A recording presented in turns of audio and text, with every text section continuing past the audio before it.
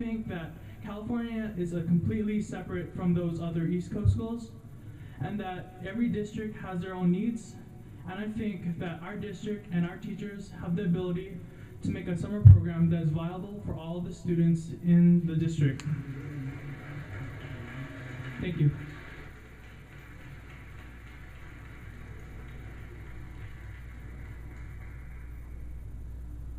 Thank you, Andrew. Mr.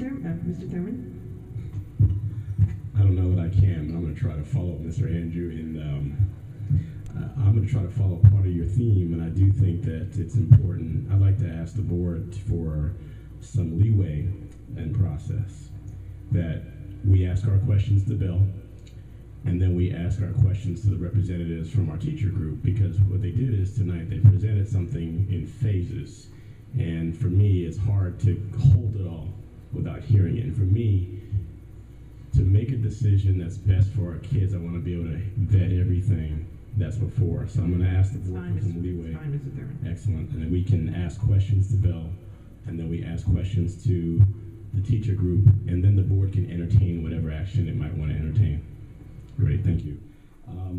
My questions to Bill, the Bill proposal is, Ms. Rashidchi, maybe you can help me with it. Why is it that we are, I heard several speakers tonight and really leading up to tonight say that overall we haven't done the best that we can do in summer school, and I get that. I want to do the best that we can.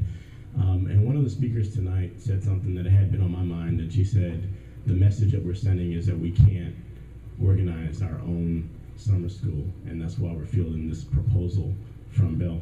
Yeah, what is the status of our situation, and if Bill was to be administering our summer school, what's going to be different from what has been described as our lack of success in previous summer schools? So, if I could say, I have a great deal of respect for our teachers. They do amazing things on a daily basis with limited resources. And we know, we hear it time and time again that we have limited resources, that, if I had these things, or I had, some additional professional development, or I had some additional assistance in my classroom, I could target more of my students in a better way. But what I do on a daily basis is an effective thing, given what I'm working with on a daily basis. So I just have to say that, because I don't want there to be a misunderstanding that I don't have a lot of respect and a lot of excitement when I've been in those classrooms, when teachers are working hard to make it really good for students. So I just have to say that. The partnership with Bell brings additional resources. One of the things that we heard, many of the things that we heard from teachers, both during summer school and during the regular school year, is that we don't have enough resources. We've been using the same materials during the school year that we used during the summer. Why would we do that? We have to actually heard that sentiment yesterday. We don't have a concrete assessment system in place during the summer. As I just said, we're rebuilding our benchmark assessments, and that takes time. Building curriculum, it takes an enormous amount of time. And so what Bell brings to the table is a coaching model that has had a proven record of effectiveness. They bring some additional resources where we can match our $1.5 million with their almost $1 million, the $977,000. There are the enrichment piece. We've kind of talked about that quite a bit. We haven't been able to do enrichment in the past. One of the things, the much lower class size, we can't do that with the $1.5 million. We can't. It's not possible. Why not?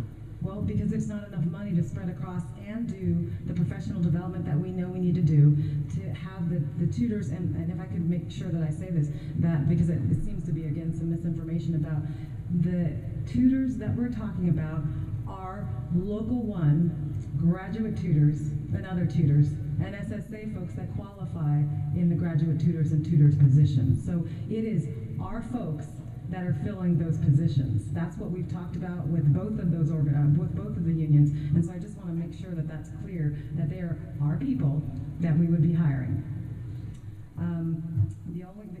So the lower class size in both elementary and middle school is substantial.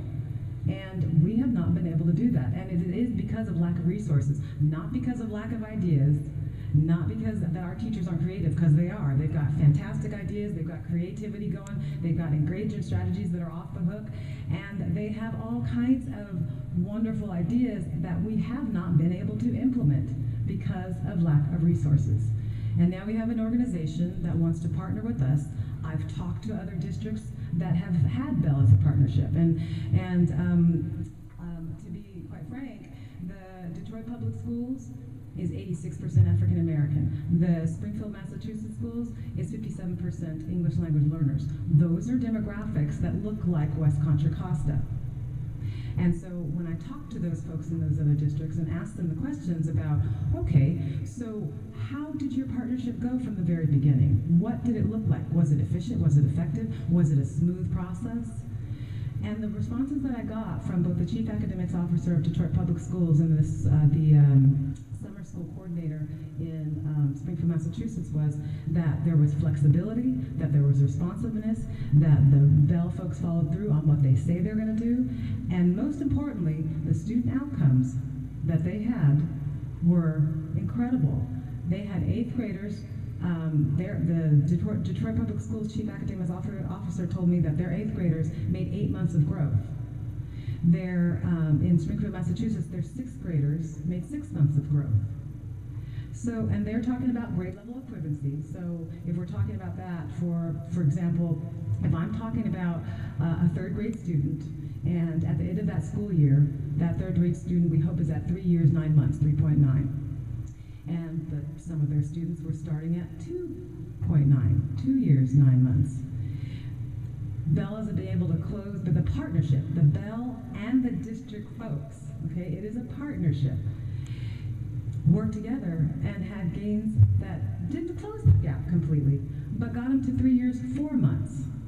So that when they're starting at the beginning of the year, they're a lot closer to being in the 4th grade range, if I'm a 3rd grader going into 4th grade, than I was at the beginning of the program. And those are the same kind of results that they've had with their various district partnerships. And we believe, well, I believe that our students should have those same outcomes.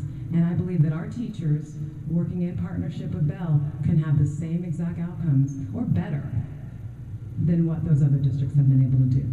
I want to pick up at the outcomes theme, because I was asking in the last meeting that Bell come back with more clearly defined outcomes, and I appreciate that they've done that.